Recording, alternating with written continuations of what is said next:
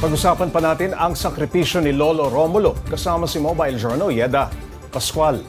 Yeda, bakit nga ba nagpapadialysis itong apo ni Lolo Romulo na si Wesley?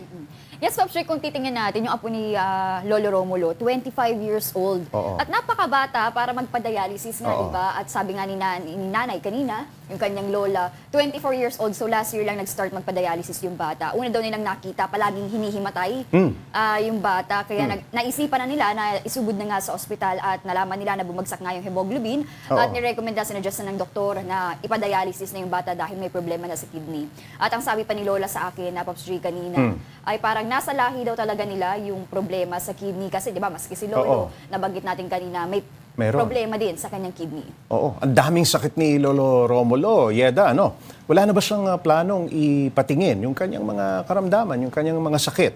At ang priority niya ay yung kanyang apo. Pops Rick, kung iisipin kasi natin, ayan, na yung sitwasyon kasi talaga nila, parang walang choice si Lolo na magpa-ospital dahil nga talagang hirap sila sa buhay, wala silang pagkukunang pinansyal.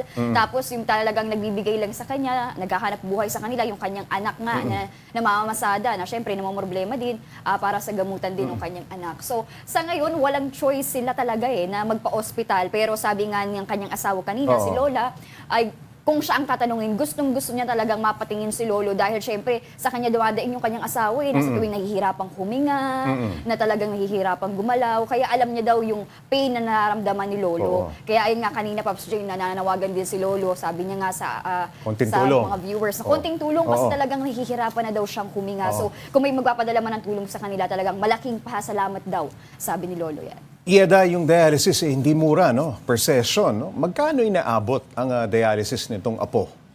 Pops J, 1,000 yung pagpapadialysis, tapos 300 kasi yung bayad sa clinic, so 1,300. Pagkatapos, Ilang twice beses a yan? week to. Twice a week. So, 8 sessions yan per month. Tapos yung maintenance pa ng bata na 1,500. So, maabot din, Pops J, ng 10,400 pesos. So, talagang hindi biro, lalo na sa estado nga ng kanilang pamumuhay. Sa ngayon, sino ang nagpapaabot ng tulong dito sa pamilya ni Lolo Romulo?